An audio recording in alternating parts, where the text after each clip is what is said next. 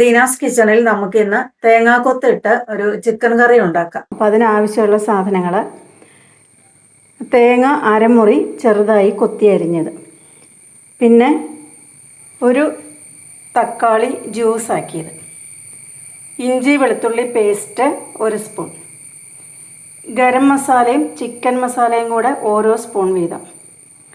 ഇത് മുളക് പൊടി 2 ടീസ്പൂൺ. 3 ടീസ്പൂൺ എടുത്തിട്ടുണ്ടായിരുന്നു കേട്ടോ, പിന്നെ 1 ടീസ്പൂൺ കുറച്ചു. ചിക്കൻ കഷ്ണങ്ങൾ കുറച്ചേ ഉണ്ടായിരുന്നുള്ളൂ.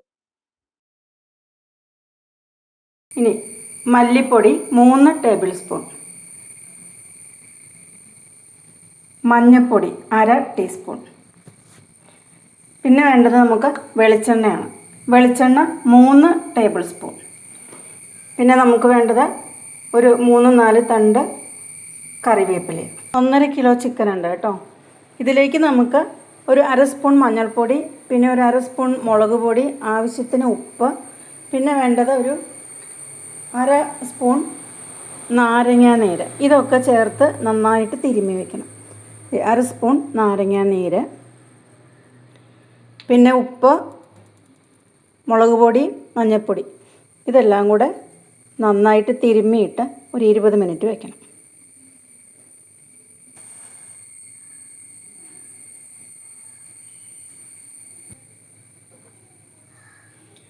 ഇനി നമുക്ക് വെളിച്ചെണ്ണ ഒഴിച്ച് അതിലേക്ക് അരിഞ്ഞു വെച്ചിട്ടുള്ള തേങ്ങാക്കൊത്ത് മൂപ്പിച്ചെടുക്കാം.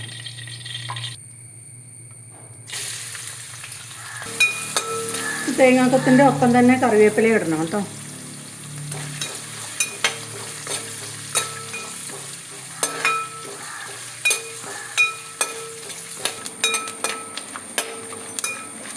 തീ കുറച്ച് വയ്ക്കാതെ. ഇനി നമുക്കിത് കോരിയെടുക്കാം. നമ്മളിതിലേക്ക് ഒരു 3 സവാള ചേർക്കുന്നുണ്ട് കേട്ടോ. ആദ്യം പറയാൻ വിട്ടുപോയി. നമുക്ക് സവാള ഇട്ട് വഴറ്റാം. സവാളയിലേക്ക് കുറച്ചൊരു ഉപ്പും കൂടെ ചേർത്ത് കൊടുക്കുന്നുണ്ട്.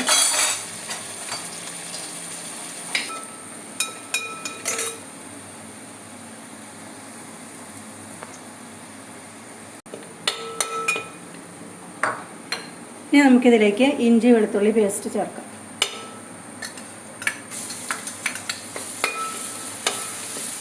അതിൻ്റെ ഒരു പച്ചമണം മാറുന്ന വരെ വഴറ്റിയാൽ മതിയാവും. ഇനി നമുക്ക് മസാലപ്പൊടികൾ ചേർക്കാം.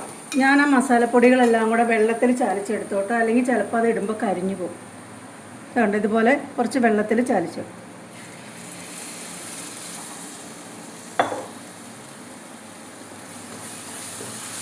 ഇത് നമുക്ക് എണ്ണ തെളിയുന്ന വരെ ഇതുപോലെ ഇങ്ങനെ വഴറ്റണം.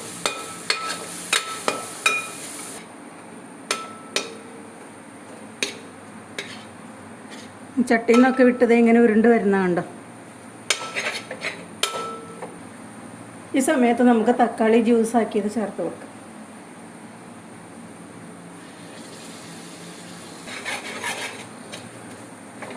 തക്കാളിയുടെയും പച്ചമണം അങ്ങ് പോട്ടെ കേട്ടോ.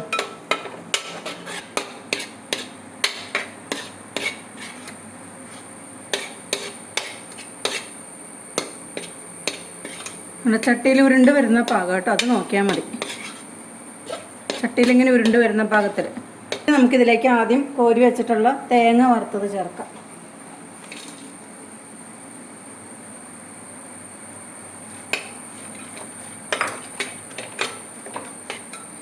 പിന്നെ നമ്മൾ മാരിനേറ്റ് ചെയ്ത് വെച്ചിട്ടുള്ള ചിക്കൻ ചേർക്കാം. നന്നായിട്ട് ഇളക്കി യോജിപ്പിക്കണം കേട്ടോ. ഇതിൽ നമുക്ക് ഒട്ടും വെള്ളം ചേർക്കണ്ട. ചിക്കനിൽ ഉപ്പൊക്കെ ഇട്ടിട്ടാണ് നമ്മൾ വെച്ചിട്ടുണ്ടായിരുന്നത് കേട്ടോ. സിമ്മിൽ വെക്കണേ, എന്നാലേ ഇതിൽ നിന്ന് വെള്ളം ഊറി വരുള്ളൂ.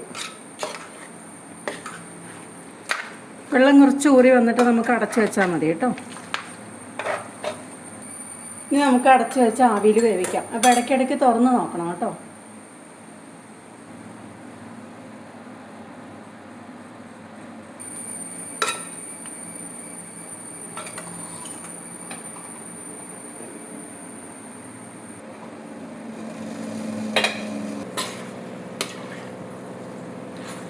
അതുകൊണ്ട് വെള്ളമൊക്കെ ഇറങ്ങി വരുന്നുണ്ട്. അപ്പോൾ അതിലേക്ക് ഒട്ടും വെള്ളം ഒഴിക്കണ്ട കേട്ടോ. ഇനി തീ കൂട്ടി വയ്ക്കുവാണെങ്കിൽ അത് കരിഞ്ഞു പോകും കേട്ടോ. തീ സിമ്മിലേ വയ്ക്കാവൂ.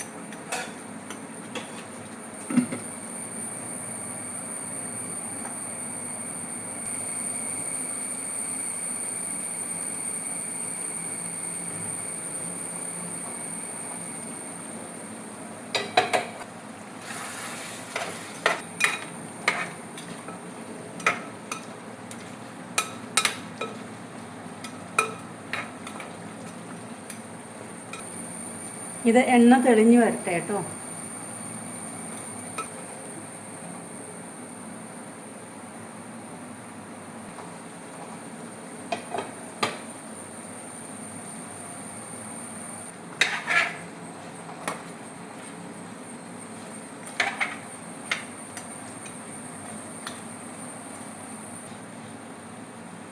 ഈ ചാറ് കുഴഞ്ഞിരിക്കുന്ന ഭാഗത്തിന് നമുക്ക്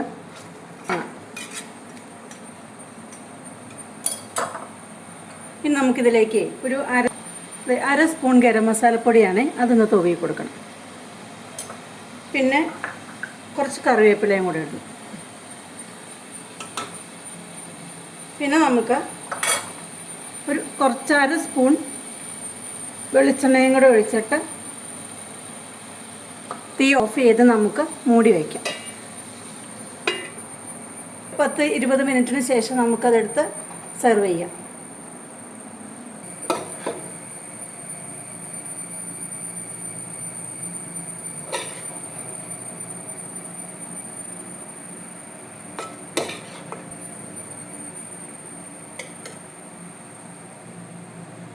സൂപ്പർ ടേസ്റ്റാണ്.